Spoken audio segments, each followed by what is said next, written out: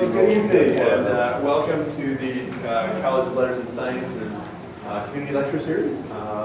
I'm Eric Yankee. I'm serving as the Dean of the College, and I get to introduce people, but I do it very informally. I at least give a few basics and then kind of let them loose. So I wanted to, before I start though, so I don't forget, I do know there are students here, I think for History 102, Dr. Levin's class that provides credit. I think it's great. But if you are here and for that particular, make sure that you sign on this sheet over here so we don't miss you, and we can get that to her. So I don't want to forget that. All right. Professor Dôna Warren came to us in 1995, right? Mm-hmm. So she finished her doctoral work at the University of Minnesota, philosopher. She's been working in the dean's office. She's been heading up various initiatives on campus since she's been here. Her latest and greatest, I think, is working on the Critical Thinking Initiative, which has actually had a profound impact on our campus, throughout the 4 colleges and the ways we're thinking about our curriculum. And so, just super excited to have Dôna come and speak to us about the Critical Thinking Initiative. Oh, thank you, Dean Yankee. Excuse me. I would like to especially thank Scott Tappa and Dean Yankee and all of you for showing up. I'm just delighted that you all came. There's about half again as many people here as I was expecting. So it's wonderful. And some of you know me and some of you have heard me speak before and you still showed up. So I'm just, thank you. Thank you so much for that. So I don't know if there's no reason why you wouldn't know this, but I had to write that in July when I was invited to do this. And in July, the next April seems like 100 years in the future. And so I thought, oh, sure, I'll do it. What should I call it? Oh, the critical function of critical thinking. That sounds cute, because that's critical and critical in it. And I wrote that. And then I promptly forgot about it and went on with my life. And then, a month and a half or so ago, I thought, yeah, this is coming up. I should think about what I'll say. So I brought this out again. And I looked at it. And I thought, well, this I could do. That's kind of easy. I can easily explain what we are doing to integrate critical thinking instruction throughout the curriculum. No brainer. Okay, so I also promised that I would have you learn some critical thinking concepts and skills. That's a little harder because there's a slew of them. So which ones should I choose? I'll do that second. Then I looked at critical thinking is increasingly important in an ever more complex world. I mean, that sounds right, doesn't it? I was pretty sure that was right. But I had no idea if it was actually right. So I thought, well, I don't know. Is it true? And if so, why? And then I thought, oh, good grief. What the heck is that? What is the critical function of critical thinking? Presumably there is one. There might be lots, but I was at a loss. And I thought, well, I'll start to write this thing from the beginning, and I'll see if I get there. And I think I got somewhere, and it'll be interesting to see if you agree with me. If you think that what I'm identifying as a critical function of critical thinking is what you would identify.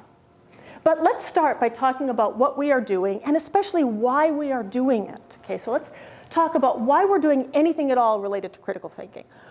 One reason, of course, is that educators nationwide, presumably internationally, unanimously embrace this as an important critical thinking, an important learning outcome. I mean, I don't think anyone, and to some extent I think this is problematic. If you go up to anybody, any teacher that I know and say, do you do critical thinking in your class? They are like morally obligated to say yes. If they say no, it's like, I officially acknowledge that I have abdicated any sense of educational responsibility that I have. I think this is kind of a problem, actually, because I think there are other important learning outcomes. And there is the danger that if everyone is doing it, it means so much that nobody knows what the heck they're talking about. But nonetheless, we have institutionally embraced this as one of the top goals of our general education program, the GEP. So this is taken straight from our catalog, right? Employers also want it. This is no surprise. If you just Google, which I did to make sure, right? Employers want critical thinking, and there's lots of stuff. Employers do want it. And a study came out a few years ago now, but these results have been replicated repeatedly over time, that 81% of employers say that critical analytical thinking is a very important characteristic in their employees. So, data point.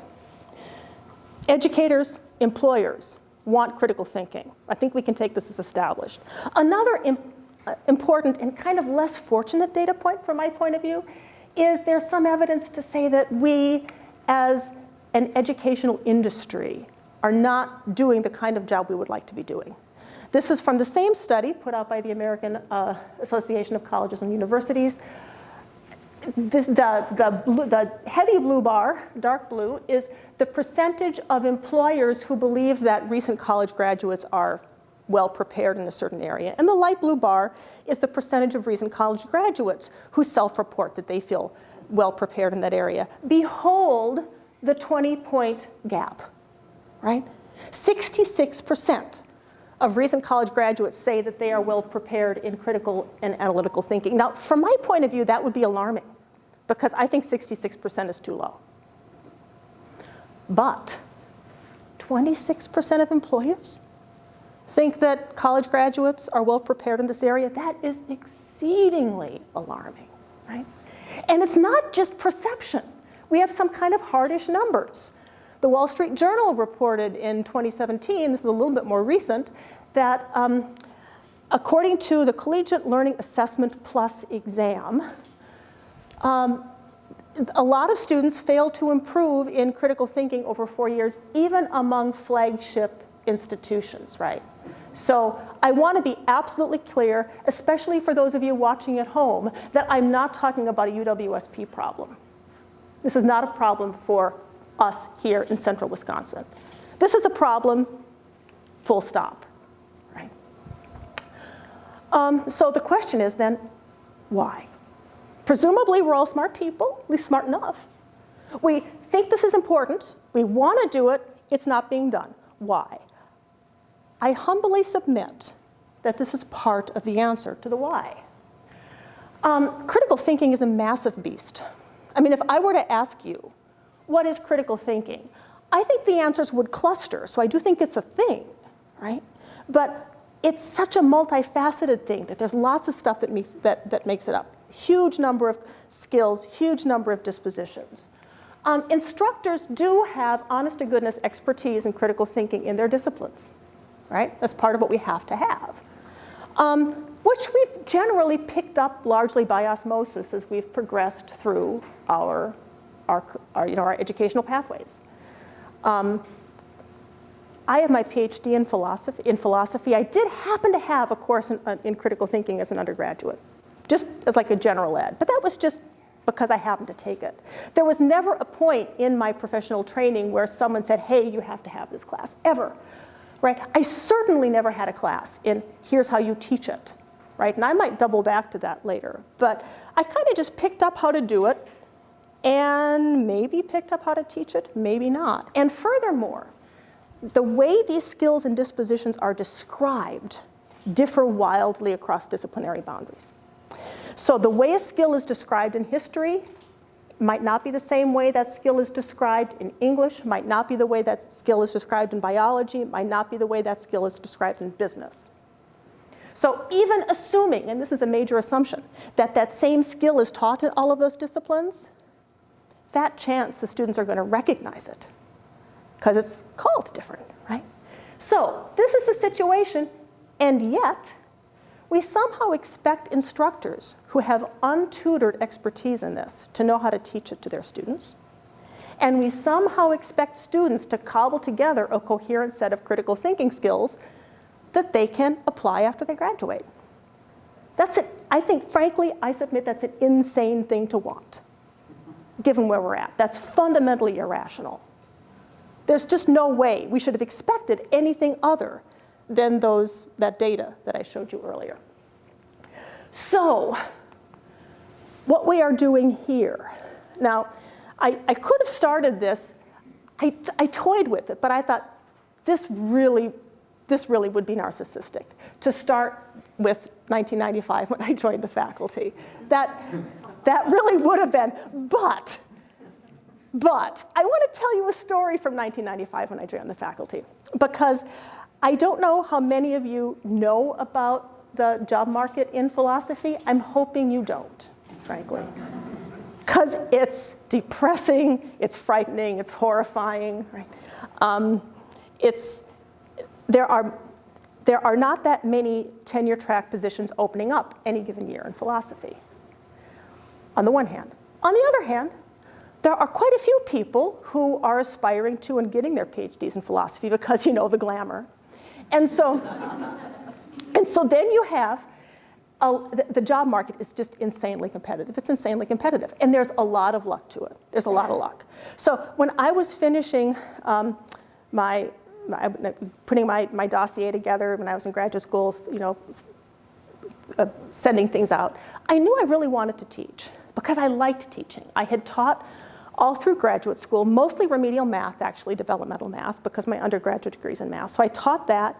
I loved teaching it, loved teaching college algebra. I loved teaching formal logic, loved it, loved it. I taught critical thinking once, and it was a disaster. It was just, I swear I got through that quarter with my hair on fire. It was just a disaster of a course. So when I was applying for jobs, people would say, what do you want to teach? And my standard answer, I kid you not, was, I will teach anything as long as it's not critical thinking. So I got my on-campus interview here, showed up, right?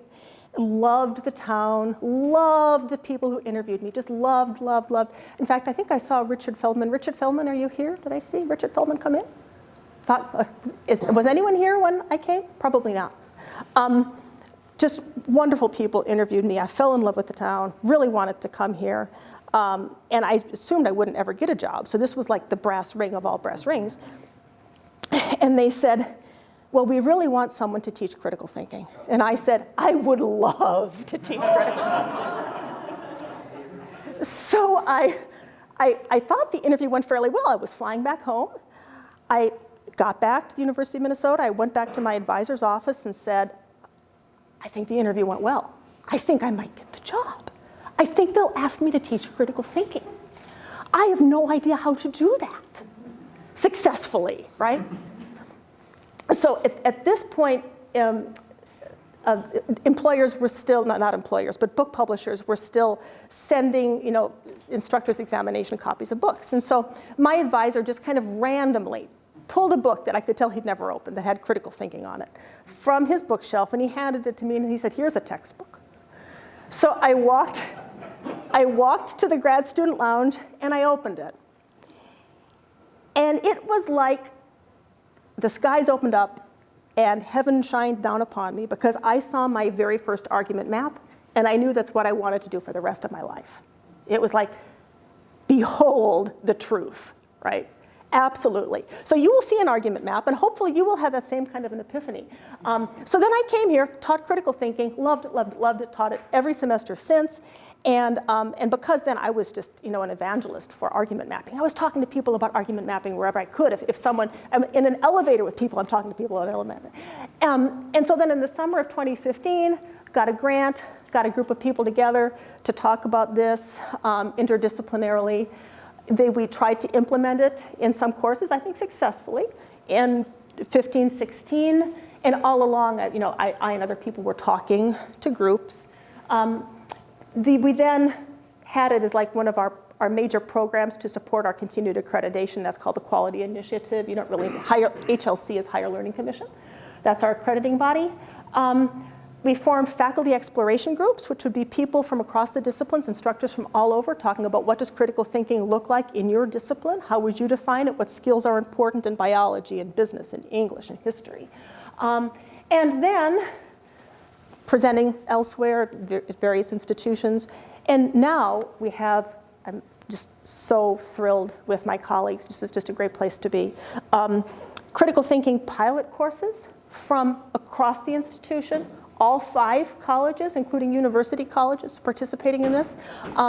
50 instructors are in some way involved. 69 sections are being offered with critical thinking designation. We are meeting with local leaders in business and education to try to connect those dots externally. And we are planning, across all relevant digits, to start a critical thinking center probably this summer. That's designed to kind of shepherd this work, carry it through, and institutionalize it. So that's what we're doing. That's point 1. Okay. Now, point 2, I promised you critical thinking concepts and skills. I thought, well, a good place to start, I suppose, would be what is critical thinking? Because there are lots of definitions, and you should probably know how we are thinking about it. Right now, this is subject to revision at the University of Wisconsin-Stevens Point. This is how we are defining it: as the process of identifying, analyzing, evaluating, and constructing reasoning in deciding what conclusions to draw or actions to take. So thinking about what you think and about what you do. There are 2 broad components: the skill components, like doing stuff, recognizing fallacies, taking apart an argument and putting it back together again, using some kind of a technique to solve a problem or make a decision. And then dispositions or habits of mind, like curiosity. Okay? By the way, questions so far? My own classes are pretty interactive, so I'm not, frankly, used to just talking at people this much. So if you have any sort of, just signal or something. Okay? So my own classes, speaking of my own classes, I focus on argument analysis a lot. And an argument in this context is not a fight, it's not a dispute. It's a unit of reasoning that attempts to convince other people or yourself or establish the objective truth of some claim, which we call the conclusion, by citing other claims as evidence. We call those evidence reasons. At least I do in my class. These terms can be a little bit slippery, but that's certainly not an unstandard way to define these things. And then argument mapping, which I think I've mentioned once or twice before, is a way to render the structure of an argument easily discernible. So I'm going to show you argument mapping. I advise you to fasten your seatbelts and keep them fastened for the remainder of the flight in the event of unexpected rough air, because I'm going to go fast. Here's an argument. Dogs can learn tricks, therefore dogs are intelligent. I never promised profundity. Right? I just want, in fact, I want something that's not profound because I want to focus on the structure. I don't want any bright, shiny content to distract us. Okay. So dogs can learn tricks, therefore dogs are intelligent. Are you ready? This is going to change your life. You ready? Argument map.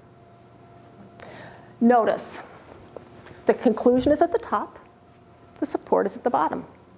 Those elements are clearly distinguished, one from another. And the nature of the relationship is visible. You can point to it. That's the support relationship. Now, you might think, big deal. I mean, how is that better than that?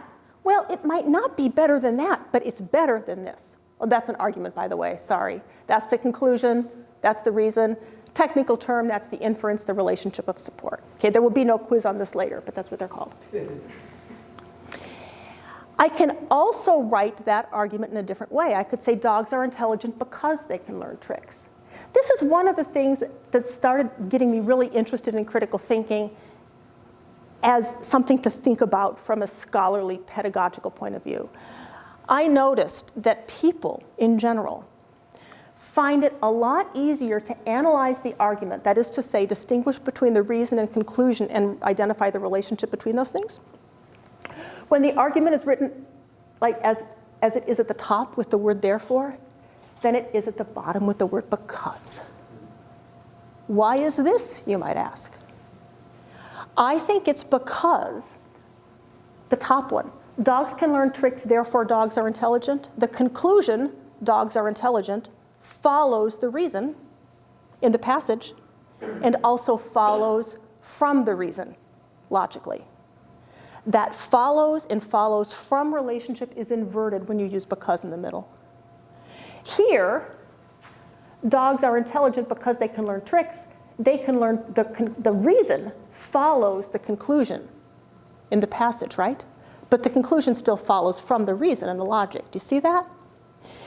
It imposes just an incrementally heavier cognitive burden. And when the content gets tricky, that cognitive burden is sufficient to derail understanding of the argument. No one would ever be seriously confused about dogs are intelligent learning tricks, but in other content, that's enough to throw people. Here's another relationship. Dogs are affectionate. Affectionate animals make good pets. Therefore, dogs make good pets. Behold the map. Those are dependent reasons. It shows that dogs are affectionate, needs to work with affectionate animals make good pets to support dogs make good pets, right? And again, we can write it differently.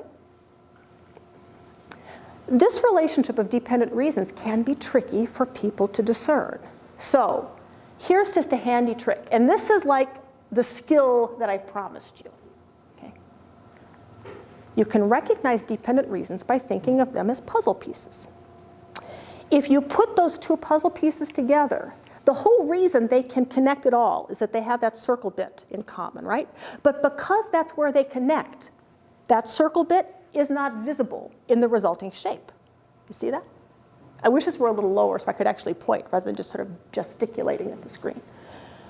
So if we take a look at the concepts or the claims there, dogs are affectionate, affectionate animals make good pets. Now this is the audience participation portion of the program. What concept do those claims have in common or word? Affectionate, good. So that's the circle bit. You're not going to see that in the conclusion. What you're going to see is dog, make good pets, and behold the conclusion, right? That puzzle piece test can be used to figure out what follows. For instance, people take their beliefs and actions to be justified, largely. They assume they are. Justified beliefs and actions are supported by reasons. So, just think for a bit. What do you think would follow?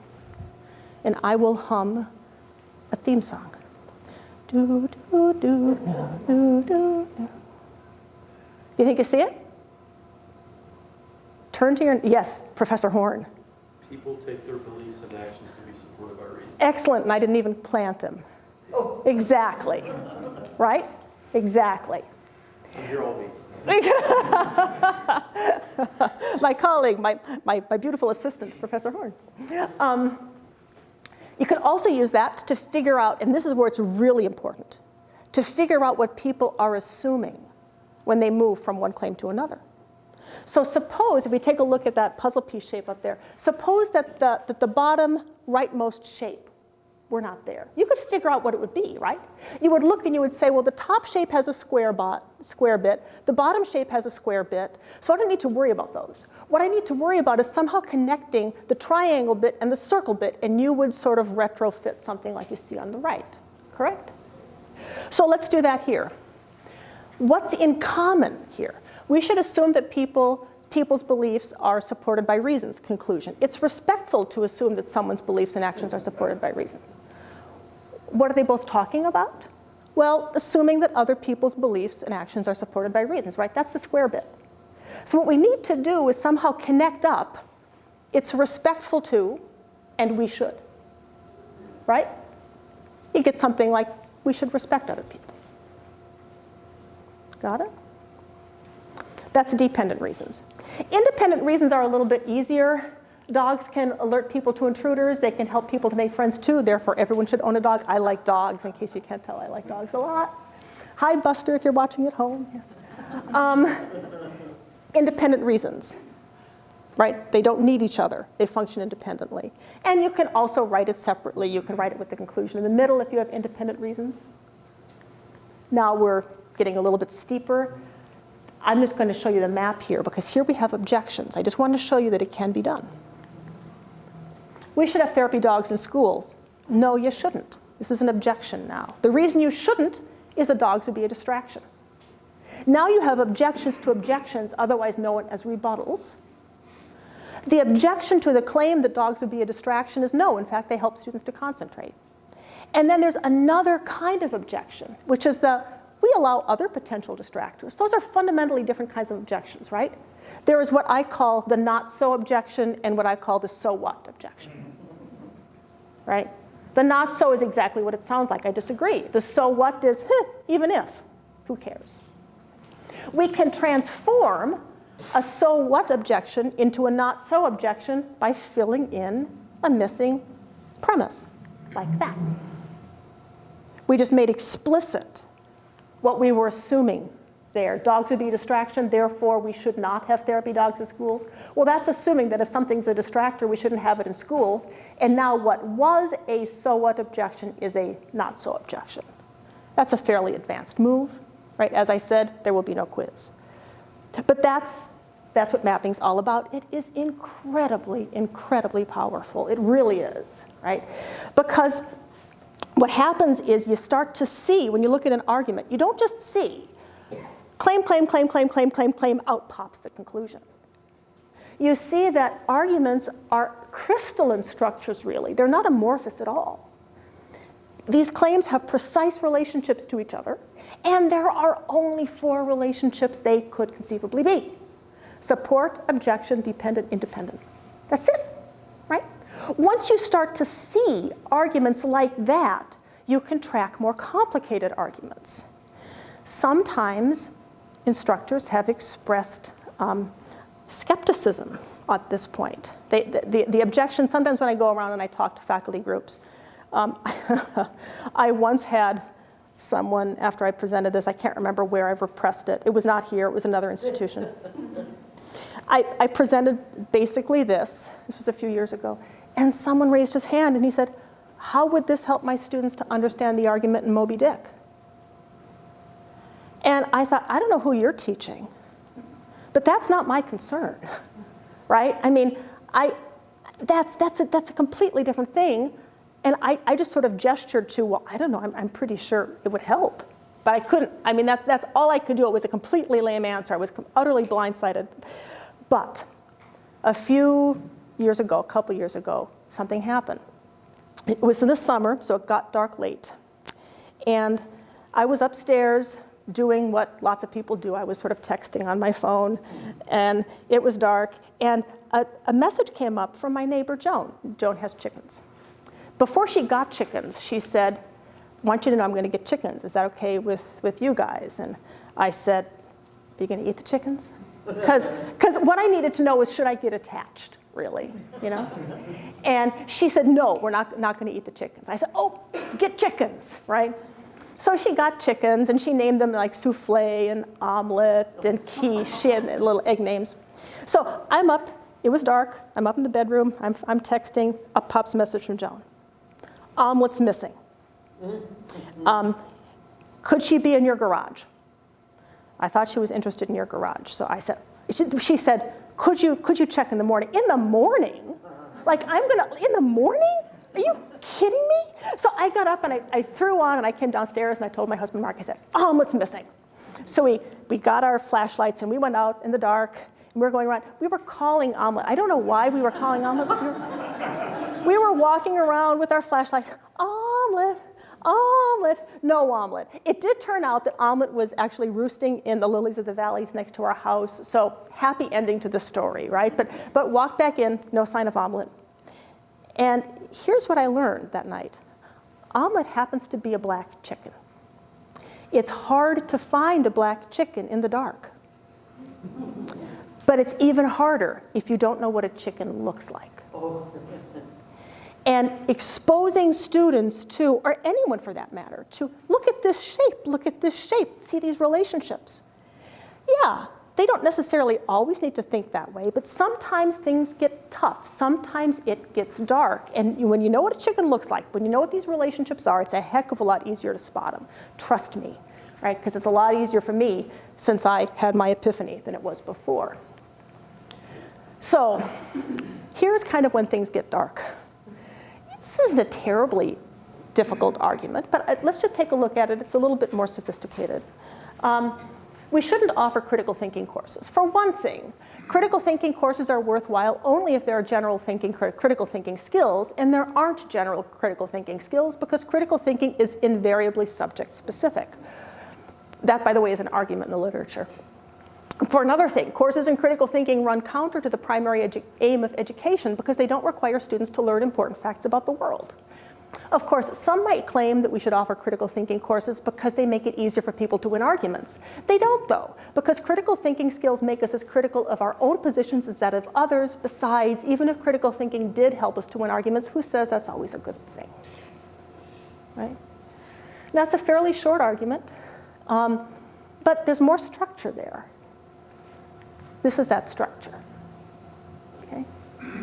There's two lines of reasoning in support, one sort of line of reasoning in opposition, and all of the relationships that you see there are nothing more than those specific relationships that we saw, right?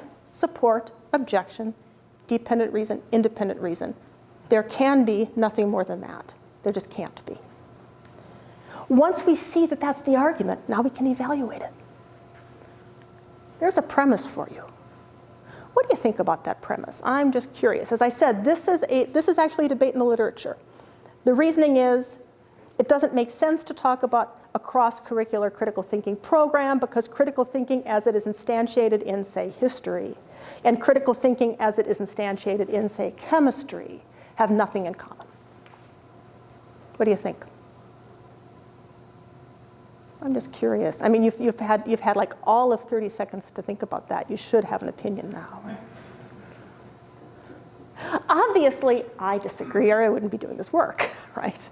I wouldn't be trying to have a critical thinking pilot program with courses from all over the institution. I think that's not true. I think there are certain things that are common, basic standards of good reasoning, even though they might look a little different in different disciplines. I think there's a common core. Let's take a look at that center line of reasoning. What do you think about that? Now, this is really where I want to point, but I can't point. Do you see a problem there? Anyone want to articulate the second line of reasoning? If you see a problem, I planted what I think is a problem. Anyone spot it?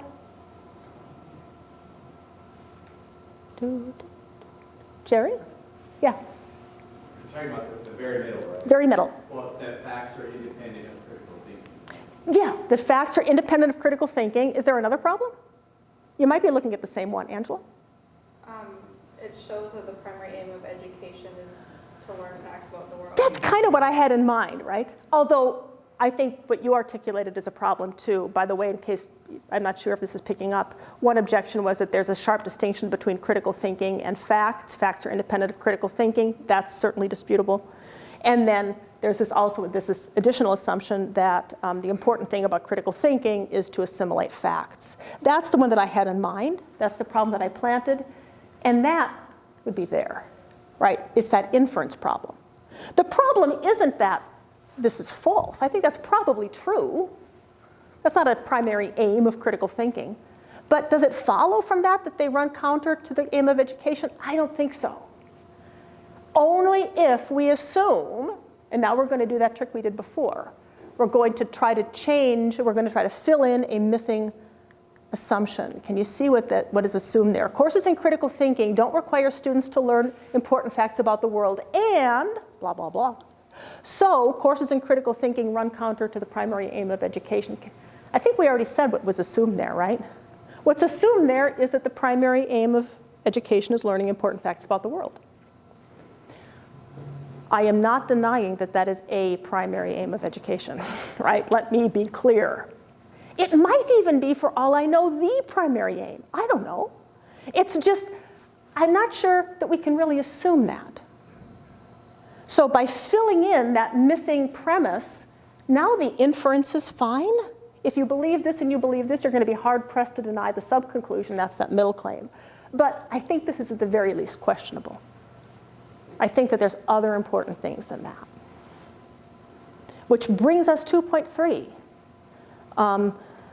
Which was something about how critical thinking is ever more important in today's society, right? So are you ready to go on? Here we go. I just said that I think that there are other things besides assimilating important facts that are crucial to education. So let's think about what education is all about. This is a caricature of one model of education, but I think it might look a little bit familiar. On the one hand, you have the land of knowledge production. What happens there is a bunch of really smart people get together, they think hard, they reason, they eventually all agree, they come to some consensus. That then generates knowledge, which can be detached and abstracted from that edifice that justifies it. Popped over here to the land of knowledge transmission, where someone who is appropriately credentialed dumps that into other people's heads. Right? I mean, does that sound kind of familiar? Yeah. That might be the way it works sometimes. Again, I'm not saying that caricatures always have a basis in fact. That's why the picture of an elephant is a really lousy caricature of Bill Clinton, for instance, right? I mean, they have nothing in common. Thank you.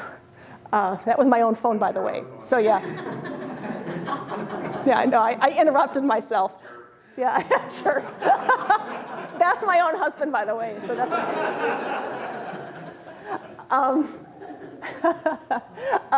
so why is, given the fact that this does bear some resemblance, there are important facts to know. Absolutely important facts to know. I think even then, though, critical thinking has some role because understanding the reasoning behind the claims does help people to understand the claims. The best example that I know of for this was, I don't know, I was in junior high, I think. I was studying history, which was being poorly taught to me at that time, in that instant. And I stumbled across the following fact. World War I started because, can anyone fill that in? Archduke Ferdinand was assassinated. And I thought, that's a little bit of an overreaction. I mean, I knew there was more to it than that. But it was just so unsatisfying. It was so unsatisfying to me. It was years and years and years later when I watched a documentary that kind of showed how all the dominoes were lined up and how things were politically structured at that time in such a way that this assassination had that consequence. I had that intellectual itch for decades, right? And even though I kind of knew it, if it had been Jeopardy and someone would have said, I could have answered that question correctly, but no understanding, right? So understanding the causal chain certainly helps. And then, of course, we do hope that we generate knowledge producers here so that eventually some of these people will come over here and then they can reason to generate new knowledge. So, it is important, even on this picture, that people think critically. But sometimes there's not consensus. In fact, I think I heard a few when I got to that point, and I said, and then everyone agrees? Do they? Right? Do they? My own discipline, philosophy, is predicated. It is the art of disagreement. That's exactly what it is. I mean, you don't get published until you can find something to complain about and something that somebody else published. That's what you do, right? That's why we're so popular. And so, sometimes there's no consensus. So then what? Well, sometimes there's no consensus because what we're dealing with are value claims, right? And value claims are notorious for this. There can be reasonable people, I think, who disagree about them. Sometimes they are scientific claims that have not been completely established yet. Sometimes there are scientific claims that have been completely established, but there is some internet group that just decides to be bloody-minded and say, no, the Earth is actually flat, right? And then they get some kind of following. So even where there was consensus can kind of evaporate. So what then? This is the position where a lot of people find themselves. What to do in a world of sort of evaporating consensus. And I do think this might have changed a little bit when when you can have these kind of like self-contained discourse communities on the internet. I think that can foment an environment where consensus is hard to come by. So how should we react to that? There is some study about the levels of epistemological development in college students, but I don't think this is just college students, how college students think about knowledge from when they enter to when they graduate. This is a simplification, so my apologies to everybody who actually knows this literature. This is a simplification. This is the position where people often start. There is knowledge. The experts have it, and they tell it to us, right? That's very much the initial position. So I'm just kind of a passive recipient of what smarter people know, right? Then we find out that sometimes these smarter people disagree. And there is this temptation. The experts disagree. Ergo, there is no truth. There is no knowledge. There are no facts. And it's just kind of opinion. And if we know one thing about opinion, it's everyone has a right to them. And they're all equal, right? This is an attractive position. It's awfully easy to stop there. But what at least I personally want to get my students to is this. Even when there's no consensus. Some positions are better than others because they are better justified than others, right? And I'm not unique in wanting my students, wanting myself, wanting my friends and family, which is why I'm so popular, to get to that place, right? I think. So the idea that, yeah, we can evaluate. It's not that just every interpretation of this movie is as good as any other. Any understanding of this scientific literature is as good as any other because out there somewhere there is disagreement. No. What we can evaluate are the reasons that we have for the things that we think and say and do. And that's where critical thinking is. So I think that's why critical thinking is increasingly important. So when I looked at it, I thought, yeah, I think that's probably right? But here's one of those questions where people disagree. What is the critical function of critical thinking? Just for fun, I went to Facebook. I posted something. I said, hey, I'm giving this talk. What do you think it is? Right? Tell me, what do you think it is?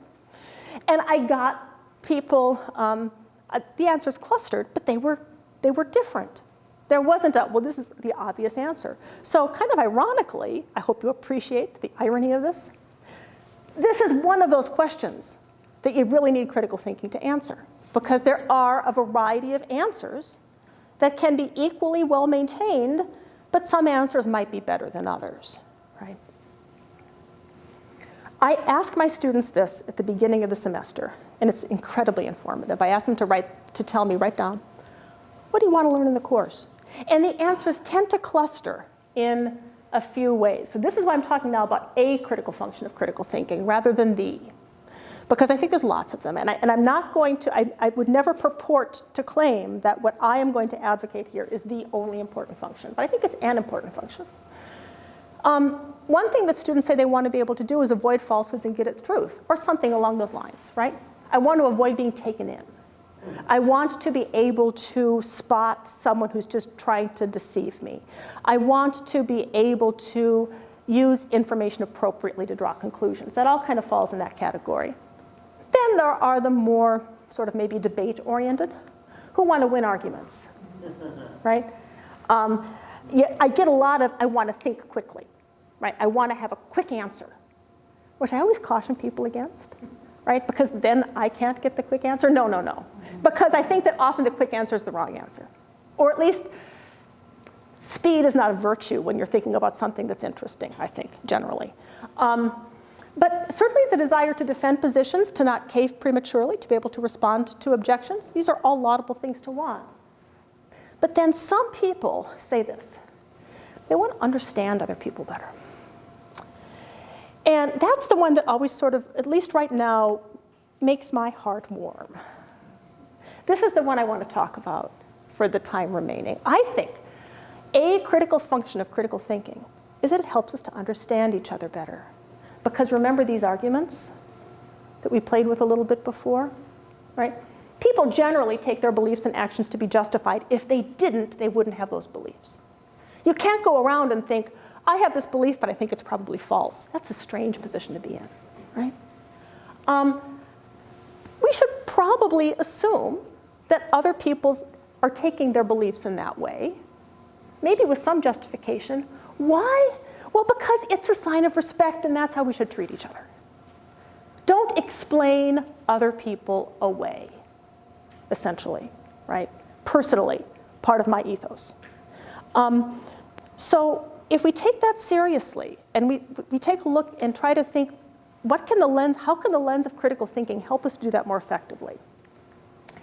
Well, it can help us to go beyond understanding what other people think, to try to get a grasp of why they think it in terms that would be recognizable to the people themselves, right?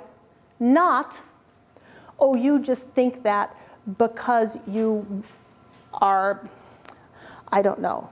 You can't cope with reality as it is. You have erected this edifice of self-deception, and that's why you think this, right?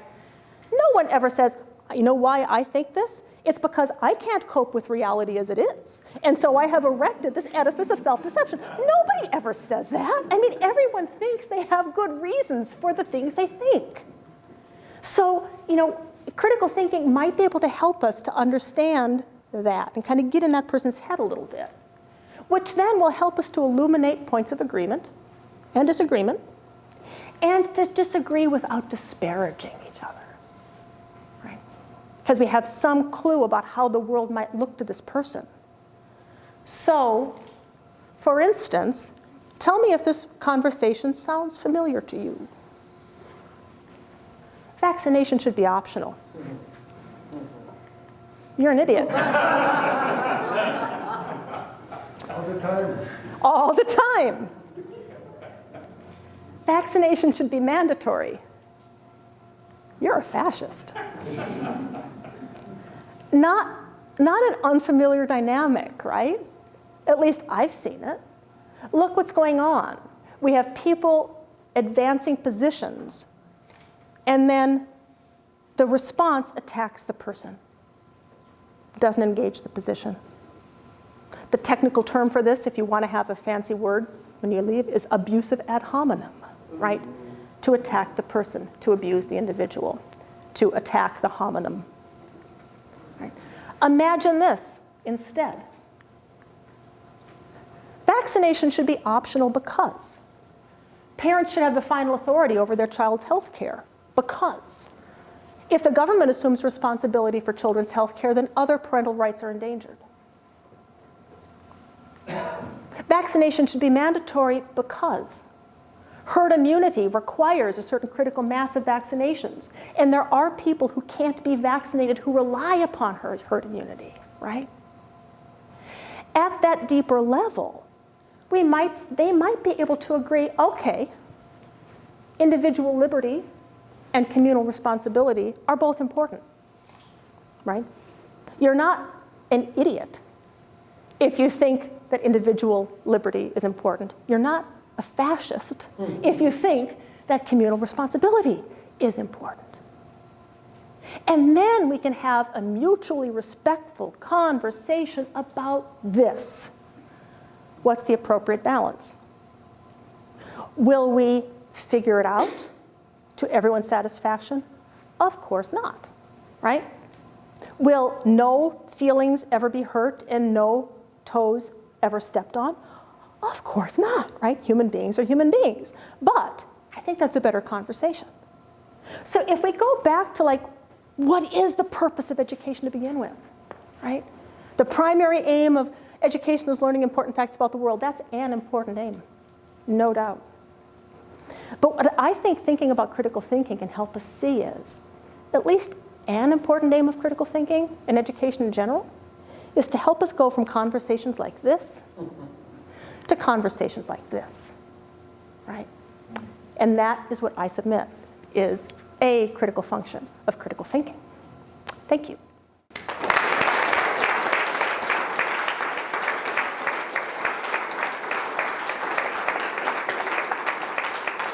And we have 10 minutes for questions, or actually, depending upon 5-ish. Are there? Any? Yes? Do you think the current elementary education system, at least, encourages students to not think critically because they're easier to control? I have honestly no idea. I don't know. What I can say is, the question, by the way, is that do you think that the current elementary education system sort of is set up to not encourage critical thinking in virtue of teaching to the test and other things like that? Is that right? Yeah, and just, I mean, especially thinking of 6, 7-year-olds, they're easier to control if they're, Oh, you know, okay, they're easier to control if they're in a group and not thinking critically. Is that the idea? sometimes. I guess as a mother, I feel like that's what I see in the school. I mean, there is a difference between thinking critically and being obstinate, and they're often confused, right? Absolutely. I honestly don't know. I think what I can say is that I have had wonderful conversations, and they are ongoing, with educators in the K-12 system here. And there is certainly a sincere commitment to doing critical thinking within the limits that they can. So, you know, as a matter of fact, is that happening? That's outside my area of expertise. I don't know. Sir? Yes, Josh. First of all, it's always like a master class to listen to you for an Oh, well, hour. Because, thank you. but I'm wondering Ditto, if- by the way. Yeah, I'm wondering if you could go back to the one of the very beginning things that you mentioned about developing dispositions. Oh, yeah. And you have curiosity on there. Uh-huh. I'm wondering if there are any others that you could talk about that might speak to, like, what your goal, what a goal is. Isn't this the most annoying thing when people go back? So other, no, it's not your I'm just fault. wondering if there's maybe a good disposition for teaching student or teaching people to understand each other would be something like this. We should develop a disposition where we would be inclined to agree with people that we would normally disagree with, and that we should disagree with people that we would normally agree with. Oh, interesting. That's quite brilliant. Right. So intentionally trying to find Common ground with people you disagree with. right. Breaking out of that echo chamber and Yeah. trying to be more critical of the people in your echo chamber, Yeah. right? Yeah. I think that's quite brilliant. Yeah. That would be good. I mean, the disposition, I planted curiosity here because I had intended to maybe go back to it a little bit, because I think that to say you're an idiot and you're a fascist, those are singularly uncurious responses to people, right? I mean, rather than saying, oh, that's quite not the way I think. Tell me more, right? But that does presuppose, I mean, and in philosophy, we all try to practice the art of charitable interpretation, right? Which is if you have two competing or multiple competing interpretations of a text or of an individual, one of them makes the author out to be idiotic or evil, and one of them makes the author out to be not so much. Go for the one that makes the author not so much, right?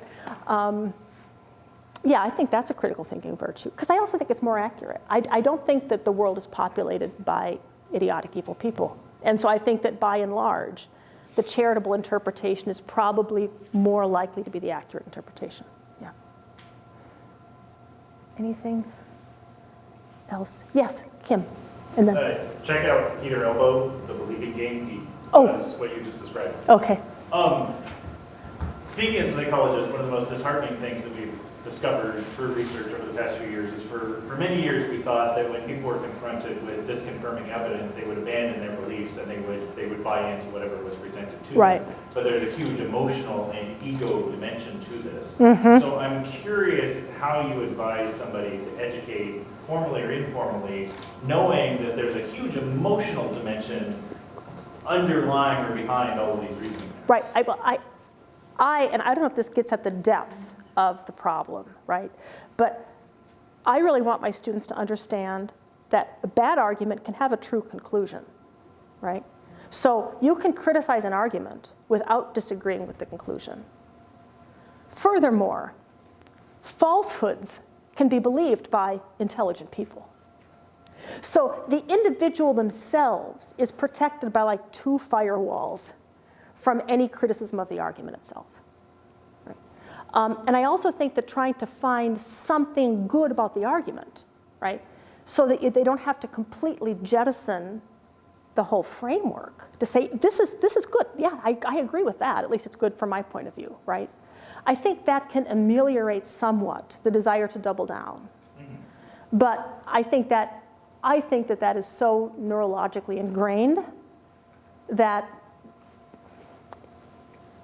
I don't know if anything that I can say at the level I'm working would penetrate that deeply. Is that? Yeah. I think and that's not to say that I don't think what we're doing is important. I think it is, but I don't think it's not going to solve that. It's not going to solve confirmation bias. Yeah. I think yes. All I can say is that thanks for just answering my question, because I was a little bit more simplistic. I was going to ask basically how critical thinking can work with emotion and bias. Right. Yep. Which basically you kind of answered me, but it'd take more of a semester course to really. It's hard to do. It's hard to do, and I think that, well, emotions, negative emotions, are always hard to deal with, right? And I'm like the least confrontational person I know, unless someone thinks they're less confrontational than I am, in which case I will agree with you, because I won't want to fight it. But I think that not thinking critically is not going to put out any fires either, right? Yes. Critical thinking at least has a tendency to put out some fires. If you ask with a spirit of genuine curiosity, oh, tell me more about that belief, right? Rather than, why do you think that? I mean, tone is everything here. But yeah, Eric, I think, are you? Yes. I think if those who want to stick around and ask some questions, certainly I hope Dôna will be willing to stick around and answer some. That'd be great. Can I do one thing? Maybe. One person wants to see my shirt. Oh, demand evidence and think critically. Absolutely. Thank you. So again, if you want to stick around and ask some questions and talk some more, by all means do. The library closes at 8, though, I'll tell you that, and they'll start with the little sounds at about 10 till. It happens to us most weeks. Also, just want to point out that we do have one more, the community lecture series on May 7th. It's going to be Professor Brad Mapes-Martin talking about clean water, safe water, the basics of how water laws impact what you drink. I think that'll also be a really fascinating topic to hear Brad Mapes-Martin talking about on May 7th. First off, or I should say maybe finally, thank you. Thank you, Eric. Thank you all.